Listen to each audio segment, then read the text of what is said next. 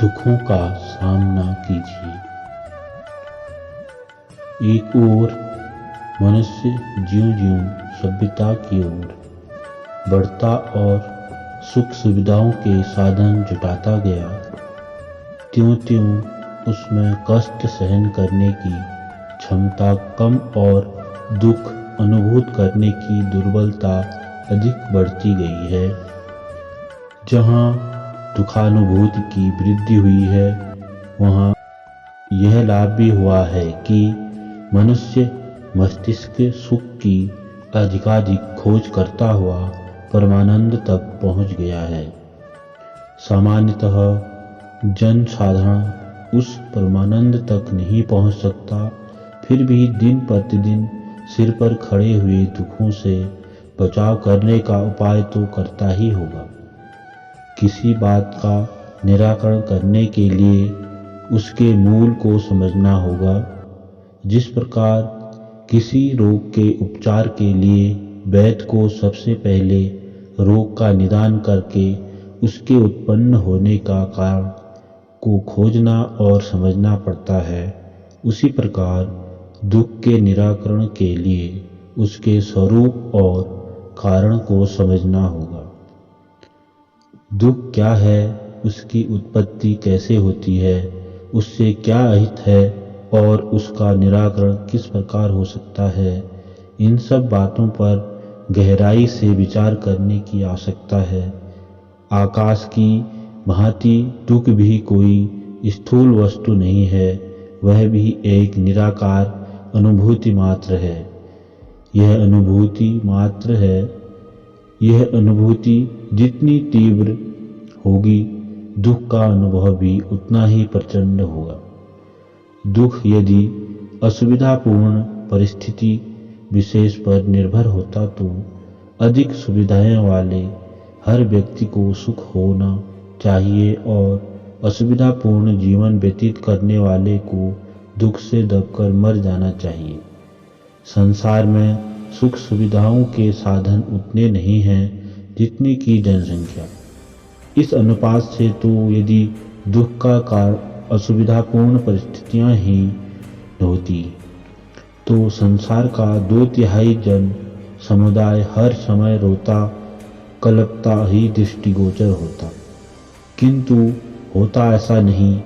जहाँ सुविधा संपन्न व्यक्ति प्रसन्न दिखते हैं, वहाँ असुविधाग्रस्त व्यक्ति भी, और जहाँ असुविधाग्रस्त लोग व्याग्र और विफल होते देखे जाते हैं, वहाँ सुविधा संपन्न व्यक्ति भी कम परेशान नहीं होते। इस न्याय से तो यही सिद्धांत निकलता है कि सुख दुख का अस्तित्व सुविधा असुविधापूर्ण परिस्थितियों पर निर्भर नहीं है, बल्कि इनका कोई अन्य कारण है। दुख सुख का मूल बाह्य परिस्थितियों में नहीं, मनुष्य की अपनी मन स्थिति में है। उनकी न्यूनाधिकता का होना उसकी संवेदनशीलता की तीव्रता पर निर्भर करता है। हर समय देखा जा सकता है कि एक ही समान परिस्थिति में रहने वाले दो व्यक्तियों में से एक दुखी दिखता है और दूसरा प्रसन्न। कभी कभी यह भी देखा जाता है कि किसी एक ही परिस्थिति में एक ही व्यक्ति कभी प्रसन्न और कभी खिन्न होने लगता है। एक समय ऐसा भी था जब संसार में किसी प्रकार की सुविधा का कोई छोटा मोटा साधन भी नहीं था। मनुष्य प्राकृतिक साधनों पर निर्भर रहकर भी प्रसन्न रहा करता था। यदि असुविधाएं ही दुख का कारण होती तो उस समय से अब तक मनुष्य को जीवित न रहना चाहिए था। आज भी देखा जा सकता है कि मनुष्य की अपेक्षा पशु पक्षियों के आसपास साधनों की कमी ही नहीं, पूर्ण रूपेण अभाव है। तब भी वे मनुष्यों से अधिक प्रसन्न दिखते हैं। मनुष्य की भांति कोई भी पशु पक्षी रोते कलपते नजर नहीं आते। वे एक नैसर्गिक जीवन यापन करते हुए भी प्रमुदित एवं प्रसन्न रहते हैं। पशु पक्षी ही क्यों, सभ्य मानव संसार को ही ले लिया जाए, आज भी ऐसे देश, द्वीप और भूमंडल हैं जिनके निवासियों को सुख सुविधाओं के साधन नहीं के बराबर ही उपलब्ध हैं। कोई जातियां रेगिस्तान के बीच रहती हैं, कोई पानी के नीचे तो कोई बर्फ से घिरी हुई रहती हैं, किंतु वे भी हंसती खेलती और प्रसन्न होती हैं। एक किसान और साहूकार की ही तुलना कर ली जाए कि जिस कड़ाके की सर्दी में किसान अपने खेत में गाता हुआ हल जोतता है, उसी सर्दी में कोई अमीर आदमी लिहाफ में लिपटा हुआ अंगीठियों के बीच भी कष्ट अनुभव करता है।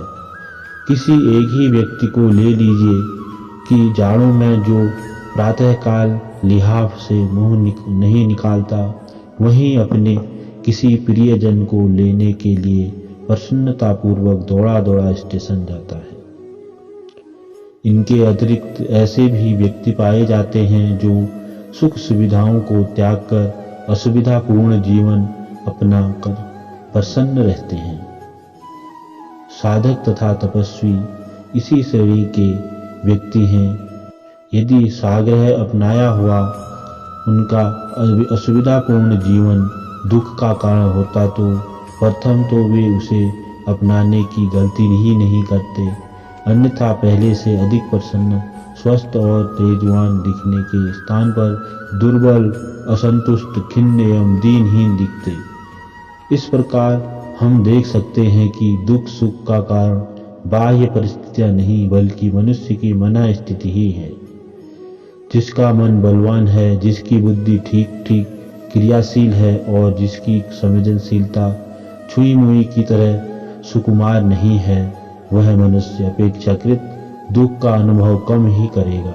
जिस विवेकशील मनुष्य ने दुख के अस्तित्व में विश्वास नहीं किया हुआ है, जो कष्टों और आपत्तियों को उद्बोधन, सतर्कता, सावधानी और कर्मठता हेतु मानता है, वह सुखों से अधिक दुखों से लाभ उठाता है।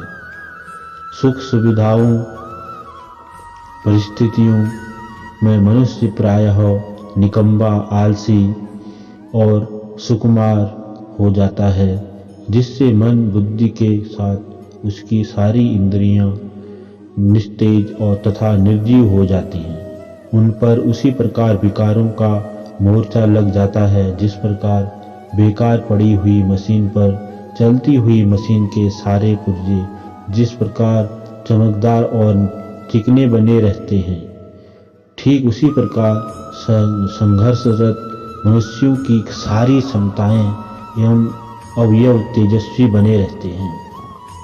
आपत्ति काल में जो मनुष्य दुख से दबकर निश्चेष्ट हो जाता है, उसके संपूर्ण जीवन को एक छोटी सी विपत्ति भी अमर बेल की तरह घेर कर सुखा देती है, और जो दुख को एक चुनौती की तरह स्वीकार करता है, एक बीज की तरह धरती का परत चीर कर पल्लवित हो जा उठता है। संसार दुखों का सागर है। यह उक्ति केवल उन्हीं पर चरितार्थ होती है जो दुखों से भयभीत और प्रत्येक क्षण सुख के लिए लालायित रहते हैं। सुख सुविधा की अतिशय चाह भी दुख का एक विशेष कारण है। इस निरंतर परिवर्तनशील और कष्ट प्रधान जगत में जो सदा अपने मनोकूल परिस्थितियों की अपेक्षा करता है, उसके लिए संसार की लघु से लघु प्रतिकूलता भी एक बड़ा दुख बन जाती है।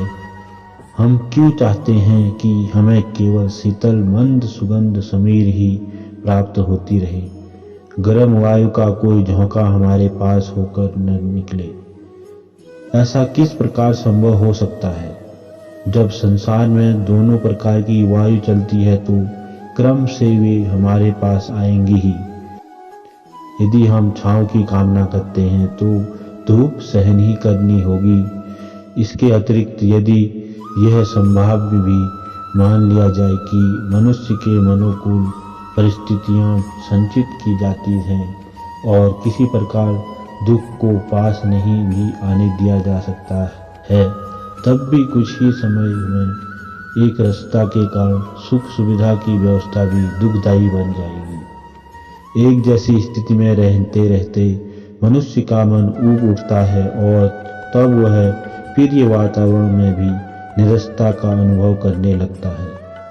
जिस प्रकार वियोग संयोग सुख का उद्दीपक है, उसी प्रकार सुखानुभूति को पूर्ण बनाए रखने के लिए दुख का पुट भी आवश्यक है।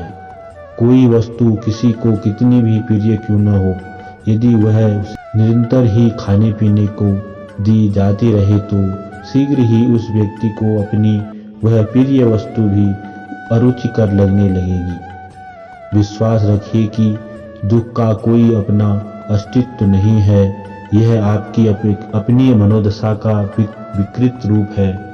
दुख की दवा रोना नहीं, मुस्कुराना ही है। दुख को देखकर मुस्कुराइए, इसे स्थिति का छल समझकर हंसिए। यदि आप दुख की दशा में हाथ पैर छोड़कर बैठ जाएंगे, उसके प्रति आत्मसमर्पण कर देंगे, तो यह काल्पनिक प्रेत आपको विनष्ट कर देगा। दुखी होने वाला व्यक्ति न कभी स्वस्थ रहता है और न वह कोई उन्नति कर सकता है और न विकास। दुखशील प्रकृति के व्यक्ति के मन मस्तिष्क निष्क्रिय और आत्मनिस्तेज होकर पतित हो जाती है।